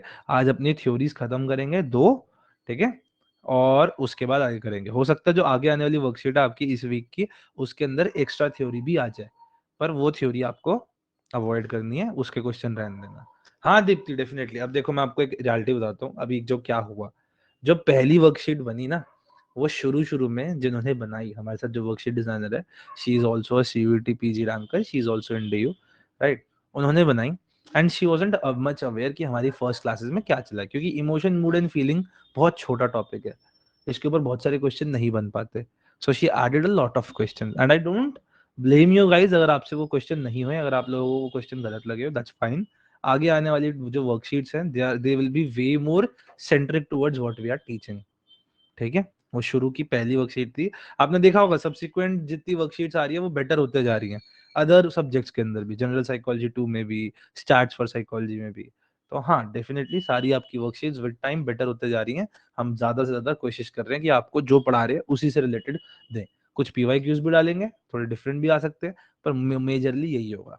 अपनी तरफ से आपको क्या करना है गाइस, आपको क्वेश्चन तो मिल ही रहे हैं, पीवाईक्यूज करने शुरू कर दो। पीवाईक्यूज भी क्या, सबसे पहले अपना मटेरियल बनाओ, सारे डीयूईटी के डाउनलोड करो, सारे सीयूईटी के डाउनलोड करो, सारे बीएचयू के, जो मिल पाए, जो जहां से मिले सबको डाउनलोड करो यार। हर चीज अवेलेबल है वर्ल्ड में, डाउनलोड करो उन्हें और उसके बाद उनको सॉर्ट करो अपने आप। ये क्वेश्चन किसका लग रहा है, क्या ये क्वेश्चन बायोसाइकोलॉजी का लग रहा है तो बायोसाइकोलॉजी में रखो, क्या ये क्वेश्चन कॉग्निटिव साइकोलॉजी का लग रहा है कॉग्निटिव में, क्या ये लर्निंग का लग रहा है लर्निंग में, इंटेलिजेंस का लग रहा है इंटेलिजेंस में। Then look at those questions. क्या ये क्वेश्चन एक्स्ट्रा है, क्या ये क्वेश्चन मुझे समझ नहीं आ रहा, अगर आप उसको इंटरनेट से भी नहीं समझ पा रहे, we are here, okay. That's the approach that you have to take. Question extra नहीं करोगे तो नहीं हो पाएगा। सिर्फ लिमिटेड ये 3 थ्योरीज बिल्कुल नहीं आएंगी गाइस, कुछ कुछ एक्स्ट्रा वो दे सकते हैं, और वो कुछ कुछ एक्स्ट्रा हमें नहीं पता क्या आ जाए, इसलिए हम पीवाईक्यूज का सहारा लेते हैं। जैसे कि बहुत ज्यादा डिटेल में कभी भी जेडपीडी नहीं पढ़ाया जाता। Do you guys know about ZPD, zone of proximal development? Do you know about that? ZPD किस किस को पता है इसके बारे में, एक बार हैंड रेज करके बताए। नहीं पता, तो zone of proximal development is Vygotsky का, लेव विगोट्स्की का कॉन्सेप्ट। इसके बारे में कभी क्वेश्चन नहीं आया, पर इसका शायद आपने नाम सुना हो, स्कैफोल्डिंग। क्या आप लोगों ने स्कैफोल्डिंग का नाम सुना है कभी? एक बार हैंड रेज करके बताएंगे, भले ही ना पता व्हाट इट इज, कभी नाम सुना है व्हाट इज स्कैफोल्डिंग करके? बिल्कुल सुना है, very good. Scaffolding is another concept which is related to it. Question scaffolding के आए हैं, पर zone of proximal development is related to it. उस पे क्वेश्चन बन सकता है। That's the thing. That's what we are teaching you over here. आपको अपनी तरफ से पर्सनल एफर्ट भी करना है। डोंट थिंक सिर्फ क्लासेस में ही सब कुछ है, हमारी तरफ से 100% एफर्ट है, पर आपको अपना एक्स्ट्रा एफर्ट भी करना है गाइज, अगर आप अच्छा स्कोर लाना चाहते हो। और पेपर की दिक्कत के, पेपर के लेवल पे डिपेंड करता है, हो सकता है पेपर का लेवल इस बार कम हो जाए, तो आप लोगों के मजे ही मजे। Mamta, do you have to say anything, आपको कुछ बोलना है? 1 सेकंड, आपकी आवाज अभी आएगी 2 सेकंड में, अब बोलो। नहीं, गलती से हो गया हो। अच्छा अच्छा, दैट्स फाइन, चलो। तो दैट्स द थिंग गाइस, ठीक है, बहुत बातें कर ली, अब थोड़ा सा फोकस करेंगे अपनी तरफ से। ये वाली मेहनत गाइस शुरू कर दो, ठीक है। और अगर आप सोच रहे हो 400 लाने की, वेरी गुड। अगर आप सोच रहे हो 300, don't think of 300, you know why, aim for the stars, you will land on moon. That's the thing. उल्टा होता है, aim for the moon you land on stars, but in reality stars are way further than what moon is. हाँ, तो aim for the stars, at least you land on moon guys. और मैं honest opinion देता हूँ आपको, मैं ये खुद सोचता था कि 350 प्लस मेरे को लाने हैं, मेरे आए 270, मेरे को लगा बहुत खराब है। Then I got to know मेरी क्लास में सबके मुझसे कम आए हैं। Then I got to know मेरे डीयू के सेकंड होल्डर से, फर्स्ट और सेकंड, जो दोनों डीयू के बीए साइकोलॉजी में फर्स्ट और सेकंड आए हैं, सेकंड वाली मेरी क्लास में है, फर्स्ट वाली के तो और खराब आए थे, मेरे दोनों से ज्यादा आए हैं नंबर। तो it all depends upon the paper का लेवल। एक चीज बताता हूँ, आपने जितनी पढ़ाई करी है वो आपका एप्टीट्यूड बन चुका है, आप उससे कम कभी कर ही नहीं सकते, ना उससे ज्यादा कर सकते। तो जिस बंदे में 200 वाला एप्टीट्यूड है वो 200 ही करेगा, जिसमें 270 वाला है वो 270 ही लेके आएगा, क्योंकि एप्टीट्यूड बड़ी मस्त चीज आ जाती है, ये मैंने रियलाइज किया गाइस। तो अपने एप्टीट्यूड को फर्निश करो, बेटर से बेटर पढ़ते जाओ। लिटरली मेरे जितना एफर्ट मारा एक लड़की ने और उसके 200 आए हैं, नॉट बिकॉज कि उसने कम किया मैंने ज्यादा किया, just because of the fact कि she did not do smart study and she did not have the previous knowledge. तो ये प्रीवियस नॉलेज जो आपको इस समय मिल रही है, ये बहुत इंपॉर्टेंट होती है। समय के समय पढ़ना, महीने के महीने पढ़ने में कुछ फायदा नहीं होने वाला। आप आखिरी 2 महीने में कितना भी एफर्ट मार लो, अगर आपने पहले 3 महीने में नहीं मारा, तो वो 2 महीने 4 महीने जितने मारने पड़ेंगे एफर्ट में, राइट? तो प्लीज अपनी तरफ से क्वेश्चन लगाने शुरू कर दो, जो जहां से जो सोर्स मिलता है कर डालो भाई। एक्स्ट्रा मेहनत कभी भी व्यर्थ नहीं जाती, फ्री ज्ञान कभी बेकार नहीं जाता, कहीं ना कहीं कुछ ना कुछ काम आ जाएगा। हाँ, हाई लेवल के मत करना। I got a book for UGC net level और उसमें हद से ज्यादा एक्स्ट्रा लेवल के क्वेश्चन थे, वो तो कभी काम ही नहीं आए थे, तो मैंने उस बुक को रहने दिया। इसलिए I don't even recommend that book much now. वो बुक बहुत ही ज्यादा हाई लेवल की है। ठीक है, चलो आगे बढ़ते हैं। पीवाईक्यूज बहुत इंपॉर्टेंट है। अब हम सबसे पहली थ्योरी जिसकी हम बात करेंगे guys, that is James Lange theory. कौन सी थ्योरी? James Lange theory. अच्छा, जेम्स लैंज थ्योरी क्या कहती है? अगेन ये नाम है लोगों के। Okay, now James Lange theory कहती है, सबसे पहले आपको, बहुत इंपॉर्टेंट चीज है, सबसे पहले आपको एक अराउजल स्टिमुलाई होता है जिसकी वजह से आपकी बॉडी में एक अराउजल बनता है। ठीक है, what is the difference between arousal and attention? Arousal का मतलब है अवेयरनेस। मतलब अगर आपको पता ही ना हो आपके पीठ पे या आपके कमर पे या आपके कंधे पे एक चींटी या एक मकड़ी चल रही है, एक स्पाइडर चल रही है, तो क्या आपको डर लगेगा? Not at all. जब तक आपको उसका अराउजल नहीं होगा तब तक आपको वो नहीं पता चलेगा भाई क्या है, राइट? तब तक आप उस पर टेंशन पे नहीं करोगे। तो सबसे नंबर वन चीज क्या? Arousal, that is awareness of a harmful stimuli, कोई भी प्रकार का stimuli, right? Awareness of a stimuli, that is arousal होगा सबसे पहले आपको। जैसे सपोज आपको एक सांप दिखा, अब इसके बाद वेरी वेरी इंपॉर्टेंट, हम क्या सोचते हैं सीधा इमोशन आता है, नहीं। जेम्स लैंज थ्योरी क्या कह रही है? जेम्स लैंज थ्योरी कह रही है सबसे पहले अराउजल है, उसके बाद आपका एक फिजियोलॉजिकल रिस्पॉन्स आ रहा है। क्या आ रहा है आपका? एक फिजियोलॉजिकल रिस्पॉन्स आ रहा है गाइस। यानी जब आपने सांप को देखा तो सबसे पहले आपके इमोशन ट्रिगर नहीं हुए, सबसे पहले आपकी बॉडी ट्रिगर हुई, और क्या हुआ? आपकी बॉडी में वो वाले आ गया, फाइट वर्सेस फ्लाइट वाले आपके वो आ गए, चेंजेस आ गए। फिजियोलॉजिकल हार्ट पाउंडिंग हो गया, आपका दिल की धड़कन धक धक धक धक हो गई, स्वेटिंग हो गई प्रोफ्यूजली, है ना? आई आपकी जो आईज है वो डायलेट हो गई, प्यूपिल डायलेट हो गए, आपकी वेजो कंस्ट्रिक्शन हो गई, आपकी ब्रोंकियो डायलेशन हो गई, बहुत सारी चीजें हुई आपकी बॉडी में, और एकदम फिजियोलॉजिकल रिस्पॉन्स आया। इस फिजियोलॉजिकल रिस्पॉन्स की वजह से आपको इमोशन आता है। वेरी वेरी इंपॉर्टेंट और बड़ी इंटरेस्टिंग चीज है, कॉज ढूंढने वाली इंपॉर्टेंट है। क्या चीज कहती है ये थ्योरी? जब आपके सामने सांप आया, सांप की वजह से आपकी दिल की धड़कन बढ़ी, अब जो ये आपको डर सांप से नहीं लग रहा, आपको डर की अवेयरनेस हो रही है इस दिल की धड़कन बढ़ने से, ये आपकी स्वेटिंग होने से। Now you try to find the reason for physiological response, जो आपकी बॉडी में फिजियोलॉजिकल चेंजेस आए हैं उसके पीछे का रीजन क्या है। वो रीजन जब आप समझने की कोशिश करते हो, उस कोशिश के बाद आपको एक इमोशन आता है, and that becomes a emotion. अब आपको पता चला कि अच्छा मेरा हार्ट पाउंड हो रहा है क्योंकि सांप है, तो आपको कौन सा फियर आया गाइस? आपको फियर, आपको कौन सा इमोशन आया? आपको आया इमोशन फियर का। ऑन द अदर हैंड आपकी दिल की धड़कन बढ़ी हुई है, अब आप कंफ्यूज हो, ये क्यों हो रखी है? So you look in the environment and you realise कि एक cool handsome guy waved at you, considering believing that you all guys are मतलब जो भी होता है you are into guys, है ना? तो भाई आपको क्या दिखा? अब आप ढूंढ रहे हो, आपको एकदम दिल की धड़कन बढ़ी हुई है, अब आप उसको समझना चाहते हो क्यों बढ़ी हुई है। आपको रियलाइज होता है कूल हैंडसम गाय ने आपकी तरफ वेव किया है। What kind of emotion will it trigger? Tell me in the chat box, what kind of emotion will it trigger? Will it trigger a fear? I don't think so. What do you think? कैसा आपको fear, कैसा आपको emotion आएगा body की इसको पहचानने के बाद? बताओ बताओ, लिखो सारे चैट बॉक्स में जल्दी से। It can it be apprehension? Can it be anxiety? Can it be shyness? Can it be blushing, flush, nervousness, anxiety? बिल्कुल, किसी को एंजाइटी भी बहुत ज्यादा हो सकती है, पर लड़कियों को इतनी एंजाइटी नहीं होती यार, लड़कों को हो जाती है। लड़की ने देख भी लिया तो बेचारे डर जाते हैं, हैं सही में मैं हूं ऐसा दिखने वाला? Flushed is a very good word है एकदम। ओह अच्छा, ओके, मतलब आप एकदम खुशी हो गए, आप पहले शुरू में नर्वस थे, देन आप उसको एकदम से फ्लश हुए. Is this equal to the fear that you got due to snake? You did. It is not, right. जो आपको फियर आया स्नेक की वजह से, वो नहीं है इक्वल इस वाले इमोशन के.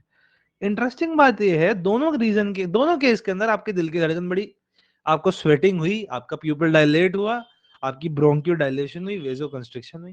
क्या है ये bronchodilation, vasoconstriction? Let me tell you. हमारी बॉडी के अंदर एक होता है fight versus flight stimulus, right. Fight versus flight stimulus response होता है, करो या मरो वाला. या तो फाइट करोगे या फ्लाइट करोगे. फाइट का मतलब है या तो आपके सामने कोई चीज आई, आप उससे लड़ोगे. सामने भालू आ गया, या तो भालू से लड़ोगे. लड़ना नहीं चाहते तो फ्लाइट यानी भाग जाओ उसके सामने से. दो चीजें कर सकते हो. इसके लिए आपकी बॉडी में चेंजेस आते हैं, जैसे हार्ट पाउंडिंग, स्वेटिंग, आपकी increase breathing rate, increase heart rate, vasoconstriction. Vasoconstriction का मतलब क्या है? आपकी जो ब्लड वेसल्स हैं, अगर वो पहले ऐसी थी तो अब वो ऐसी हो चुकी हैं. क्या फायदा हुआ? आपका ब्लड प्रेशर बढ़ जाता है. इससे कैसे बढ़ जाता है? आपने कभी पानी के पाइप के सामने, जैसे पानी का पाइप है, उसमें से पानी निकल रहा है, उसके आगे कभी थंब रखा है?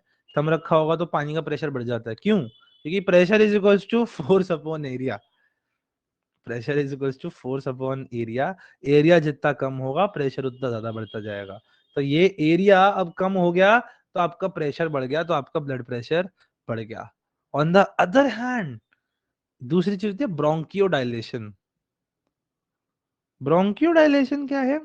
आपके लंग्स चाहते ज्यादा से ज्यादा हवा है, तो आपके ब्रोंकियोल्स जो हैं, वो जो छोटे छोटे आपकी लंग्स के अंदर, आप कभी देखते होगे लंग्स है, तो ये होती हैं जिनसे ब्रोंकियोल्स लगे होते हैं, एयर सैक्स जुड़े होते हैं. ये अगर इस साइज की होती है तो ये बड़ी हो जाती है. क्यों बड़ी हो जाती है? ताकि ज्यादा हवा जा सके. So that's bronchodilation and vasoconstriction. I just wanted to tell you. तो जेम्स लैन थ्योरी क्या कह रही है? आपको एक सबसे पहले स्टिमुलाई इवेंट है, उसकी आपको अराउजल होती है, उसकी वजह से आपकी बॉडी को एक फिजियोलॉजिकल रिस्पॉन्स प्रोड्यूस करती है बॉडी. अब जो ये फिजियोलॉजिकल रिस्पॉन्स है, आपको इसकी अवेयरनेस होती है, अब उसको आप परसीव करते हो, और आप फिर सोचते हो, आप कोशिश करते हो ढूंढने की, what is the reason behind this physiological response. मेरे दिल की धड़कन क्यों बढ़ रही है? जब आप अपने एनवायरनमेंट में उस रीजन को पहचान लेते हो, उस बेसिस पे आपको एक इमोशन होता है. Very very important. So James Lange theory किसने दी थी? Psychologist William James and Carl Lange, है ना. ये विलियम जेम्स वही वाले हैं, फंक्शनलिज्म वाले. विलियम जेम्स है ना, ये वही वाले हैं. तो William James and Carl Lange ने क्या प्रोड्यूस करी थी? James Lange theory. According to this theory, our subjective experience of emotion is actually a result of our perception of our bodily changes that occur in response to a specific event or stimulus. वही तो मैंने बोला है ना, कि भाई हमारा जो सब्जेक्टिव एक्सपीरियंस ऑफ इमोशन है, सब्जेक्टिव एक्सपीरियंस का मतलब क्या है? सांप आने का मतलब जरूरी थोड़ा ना हर एक के अंदर सेम अमाउंट ऑफ डर हो. ये तो जब आप हॉरर मूवी देखते हो, आपको भी थोड़ा बहुत डर लगता है, आपके भी दिल की धड़कन बढ़ती है दूसरे, पर आप उसको देखते हो हा हा हा करते हुए, या हो सकता है आप ज्यादा डरते नहीं हो, दूसरा बंदा कि ओ भाई मेरे को यहाँ से निकाल ले, ये सब होता है. तो क्या इसमें स्टेजेस होती है? नंबर 1 स्टेज क्या है? Stimulus perception. Very very important. According to the theory, when we encounter a stimuli or event, our body reacts with a physiological response. For example, if we encounter a snake, our body may respond with an increased heart rate, sweating, heightened state of alertness. है ना, आपकी alertness बढ़ गई है. अच्छा, अब जब आपको एक स्टिमुलाई आया, उसकी अराउजल हुई, अब आपकी बॉडीली चेंजेस होते हैं. The theory proposed that these physiological responses, such as changes in heart rate, respiration, hormonal level, are primary triggers of our emotional experiences. These bodily changes occur automatically and precede, मतलब उनसे पहले आते हैं conscious experience of emotion के. Very very important. आप अपनी body को खुद रिस्पॉन्ड करने को नहीं बोलते हो कि डर कर, ये ब्रीदिंग रेट बढ़ा या कुछ भी कर. Not at all. ये तो आपकी बॉडी खुद ही करती है, ये तो आपकी बॉडी खुद ही करती है और ऑटोमेटिकली करती है. ठीक है, खुद करती है और ऑटोमेटिकली करती है. ठीक है, सो दैट्स द थिंग. चलो, सो अब इसके बाद आपकी बॉडी ने जब एक ऑटोमेटिकली दे दिया, उसके बाद क्या होता है? अब होता है कि अब आप कॉन्शियस एक्सपीरियंस ऑफ इमोशन करने से पहले the theory suggest that our conscious experience of emotion arises from our perception and interpretation of these bodily changes. Again, that's what I said. We become aware of our physiological response and label them as specific emotions based on our past experience, cultural influence. In other words, our interpretation of bodily changes leads to the subjective experience of emotion. Very very important. James lance theory simply क्या कहती है कि हमार को जो emotion हो रहा है वो इस वजह से हो रहा है क्योंकि एक स्टिमुलाई आया, उस स्टिमुलाई की वजह से कुछ बॉडीली चेंजेस आए। अब उन बॉडीली चेंजेस को एक रीजन देने के लिए और उनको परसीव करने के लिए जो हम उनका रीजन देते हैं उस बेसिस पे हमारा एक कॉन्शियस एक्सपीरियंस ऑफ इमोशन बनता है। उस बेसिस पे क्या बनता है हमारा एक कॉन्शियस एक्सपीरियंस ऑफ इमोशन बनता है। So what is the sequence? Stimulus, physiological response and subjective experience of emotion. Stimulus, physiological response and subjective experience of emotion. Very very important. क्या ये बात आप लोगों को समझ आई गाइस? क्या ये बात समझ आई? एक बार हैंड रेज करके बताएंगे सारे के सारे।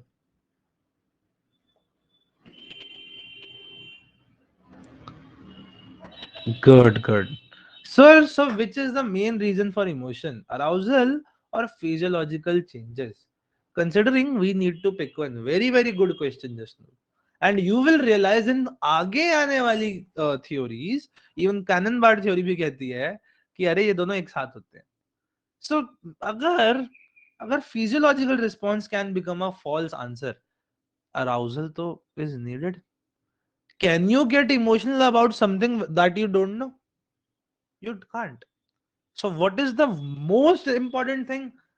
जो कि रीजन, मेन रीजन तो होगा ही इमोशन का, दैट्स योर अराउजल।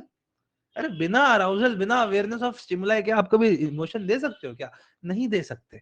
भले ही आपका फिजियोलॉजिकल रिस्पॉन्स को आप देख रहे हो या नहीं देख रहे, पर इमोशन तो किसी चीज के ऊपर ही आता है और उस चीज को परसीव करना ही आपका अराउजल है ना? Very good question, very good. चलो, वेरी गुड। आई होप आप लोगों को यहां तक की बात समझ आई हो। सो जेम्स लांस थ्योरी क्या कहती है कि आपका एक अराउजल होता है, उसकी वजह से आपको फिजियोलॉजिकल रिस्पांस होता है। फिजियोलॉजिकल रिस्पांस को समझते हुए, इंटरप्रेट करते हुए जो आप रीजनिंग बनाते हो उसके बेसिस पे आपका क्या होता है, उसके बेसिस पे आपके इमोशंस आते हैं। ठीक है, चलो अब दूसरी थ्योरी है Cannon Bard theory. And not, it's not so hard. ये थ्योरी सिंपली क्या कहती है, किसने दी है? Walter Cannon and Philip Bard ने दी है। द कैनन-बार्ड थ्योरी किसने दी है? Walter Cannon and Philip Bard ने दी है।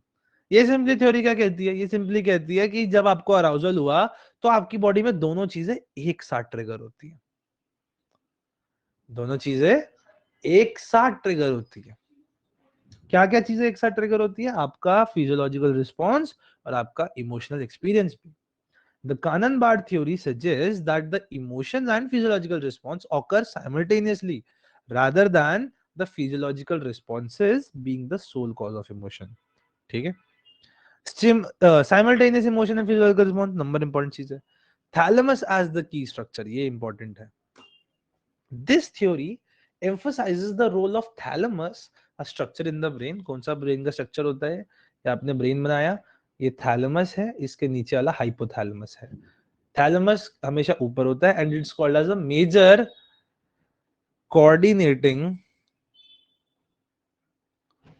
Centre of brain. बेसिकली जितना भी सेरेबेलम के अंदर, सेरेब्रम के अंदर एक्चुअली जितना भी मैटर आपका जाता है ना, इंफॉर्मेशन जाती नीचे निकलती है, उसको रिले कौन करता है? उसको रिले करता है थैलेमस। तो ये इंपॉर्टेंट चीज है। अच्छा जी, हाँ, this theory emphasizes the role of thalamus, a structure in brain, in the generation of emotions. Very very important. The thalamus receives sensory information from the environment. Again, सबसे पहले जब हमारे ऊपर जा रही है कॉग्निटिव लोब्स के अंदर, फ्रंटल, पैराइटल, ऑसिपिटल, इन सब लोब्स के अंदर जब जा रही है इंफॉर्मेशन, तो सबसे पहले किसके थ्रू जाती है? थैलेमस के थ्रू जाती है and release it to both the emotional centers in the brain and physiological response system in body. Very very important. तो थैलेमस क्या करता है? थैलेमस क्या करता है, एक देता है आपके मैं कहूंगा प्राइमरी मोटर एरिया को, पीएमए इंफॉर्मेशन देता है, ठीक है, तो आपकी फिजियोलॉजिकल रिस्पॉन्स आता है, और दूसरा आपके लिम्बिक सिस्टम को दे देता है। लिम्बिक सिस्टम क्या करता है भाई, लिम्बिक सिस्टम का काम है पूरा का पूरा इमोशंस का। Can you guess limbic system में कौन से हिस्से होते हैं गाइस? कैन यू गेस कौन से वो होते हैं parts of the brain in the limbic system? इतना तो पता होना चाहिए यार, नहीं पता तो कोई बात नहीं, पर गेस करो कौन से होते हैं। वेरी गुड, हाइपोथैलेमस, एक और होता है, ए से होता है एमिगडेला, एक और एच से होता है हिप्पोकैम्पस, और एक सीयूईटी पीजी परस्पेक्टिव से बता देता हूं, fornix. Fornix is literally a C shape structure जो कि हाइपोथैलेमस को लिम्बिक सिस्टम से वो करता है, जोड़ता है।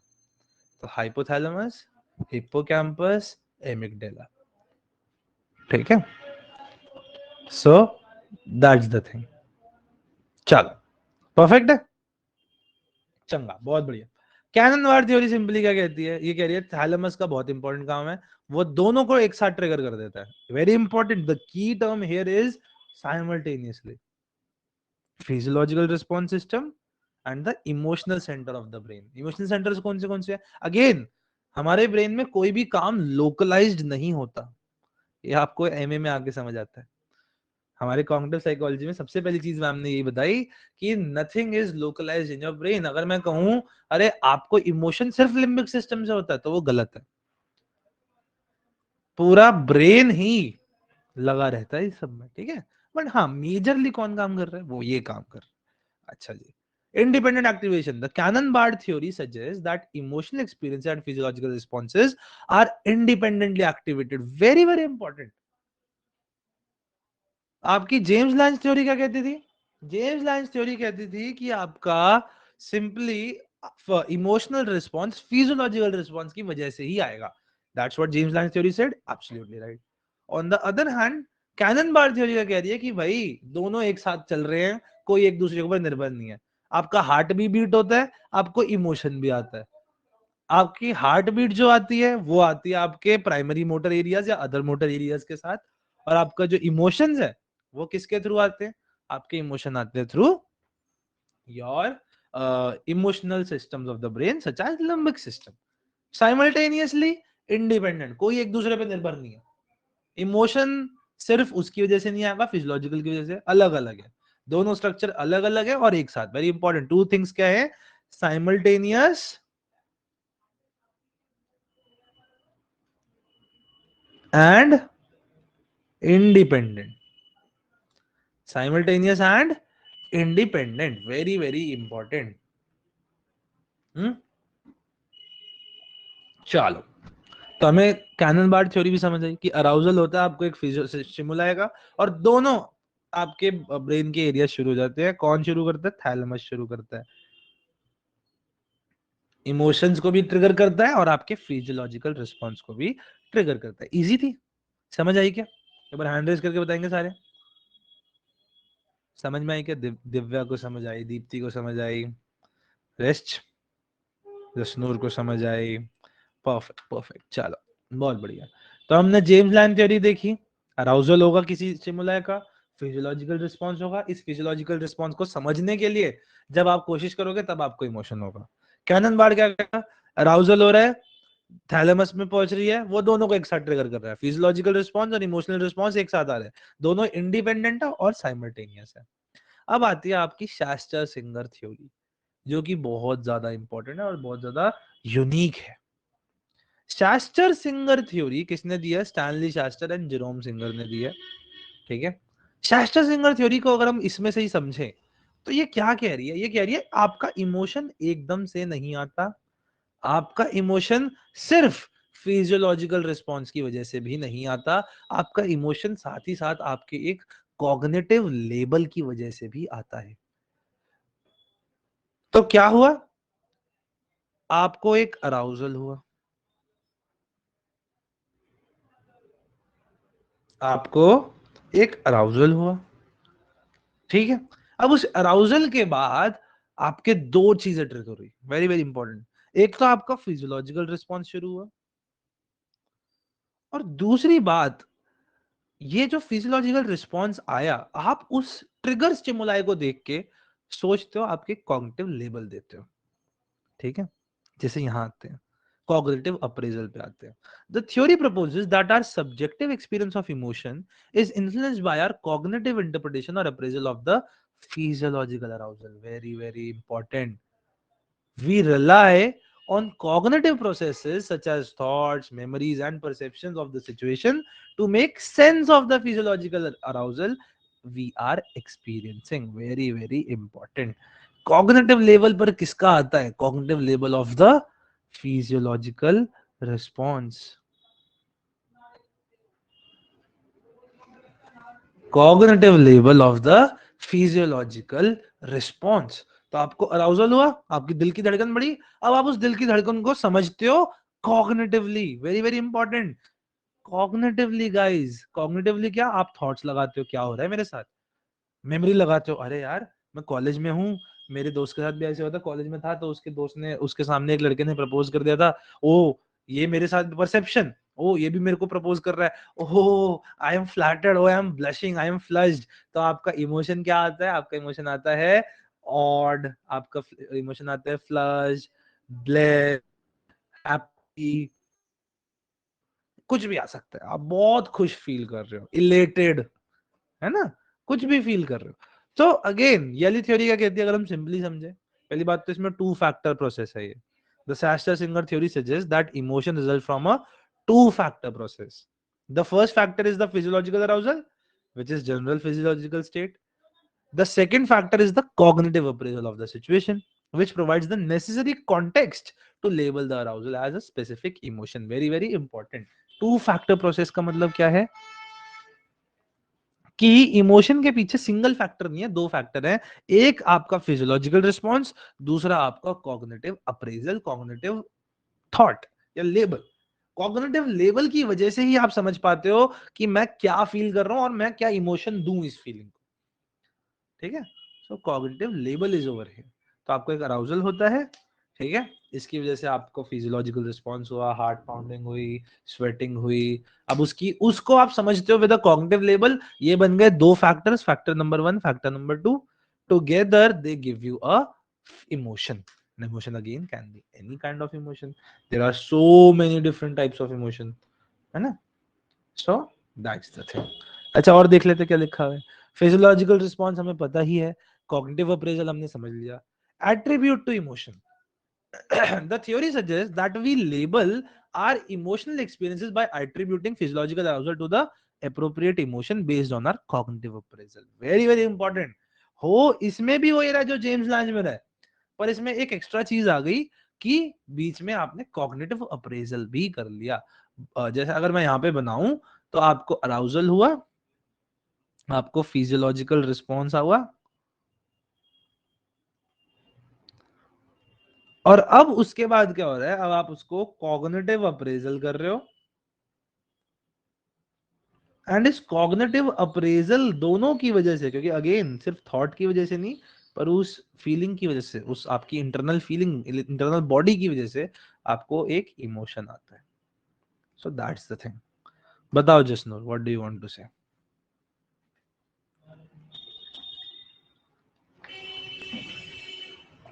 Not at all. Cognition is not used in the, again हम कह सकते हैं it is used, but it is not told like it is used. Again, it's very very important. If a question arises, so is cognition used in according to, is cognition used according to James Lange theory?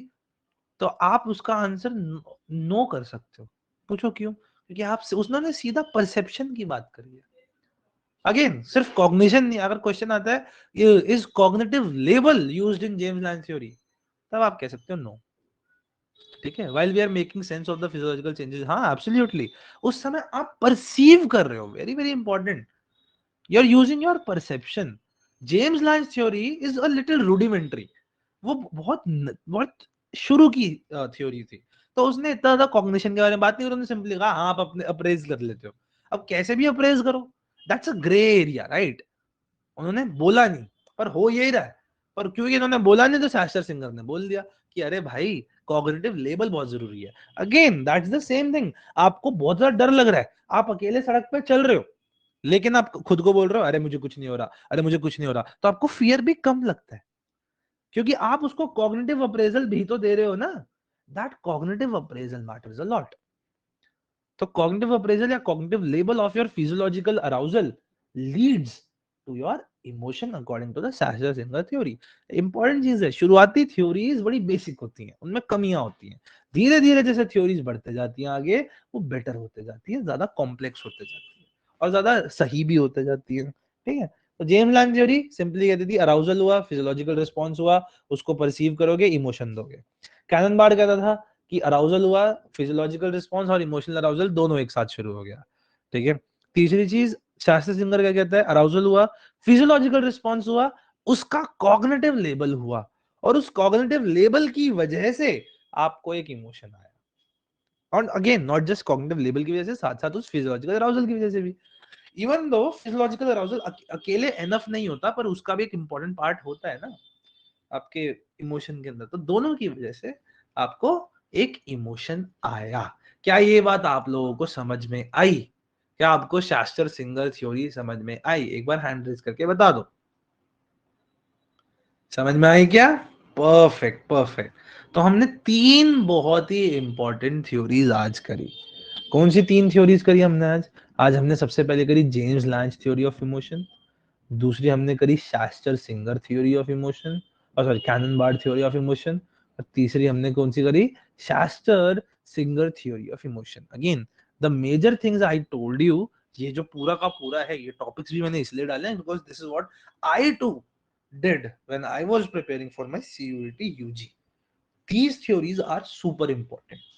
ठीक है, तो इसके साथ हमने एक छोटा topic यानी हमारा एक छोटा सा पार्ट इमोशन का खत्म कर लिया।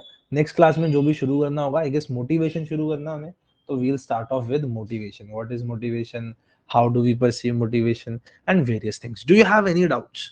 कोई डाउट्स है तो डेफिनेटली अभी पूछ लो guys. And that's good, you guys are talking in the chat box, it's very important. बोलते रहो गाइस, क्वेश्चन आए दिमाग में बोलो, डेफिनेटली बोलो। Very good Divya, very good Jasnoor, very good Deep. Any doubts?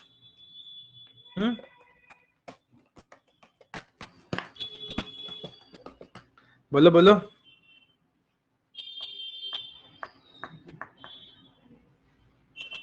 अच्छा, अबाउट द वर्कशीट, जो भी क्वेश्चंस आप लोगों को प्रॉब्लमैटिक लगे वो मेरे को भेजो आप, ठीक है, पर्सनल पे, on either on WhatsApp either on Teachmint and I will respond to you. WhatsApp पे भेजना स्क्रीनशॉट लेके, सर ये क्वेश्चन का आंसर क्या है और इसका आंसर ये क्यों लिखा है। हो सकता है कुछ आंसर्स मार्क्ड इनकरेक्टली हों, we will try to make sure कि वो बेटर होते जाए विद टाइम। शुरू की एक दो में मिस्टेक थी, ठीक है। चलो, आई होप आज की क्लास आपको इन्फॉर्मेटिव लगी हो। With that I will and today's class, क्योंकि आज के हमारे टॉपिक्स परफेक्टली कंप्लीट हो गए। कोई भी प्रॉब्लम हो guys, I am 100% approachable, definitely tell me what's your issue, ठीक है। चलो, बाय बाय गाइस, वेलकम।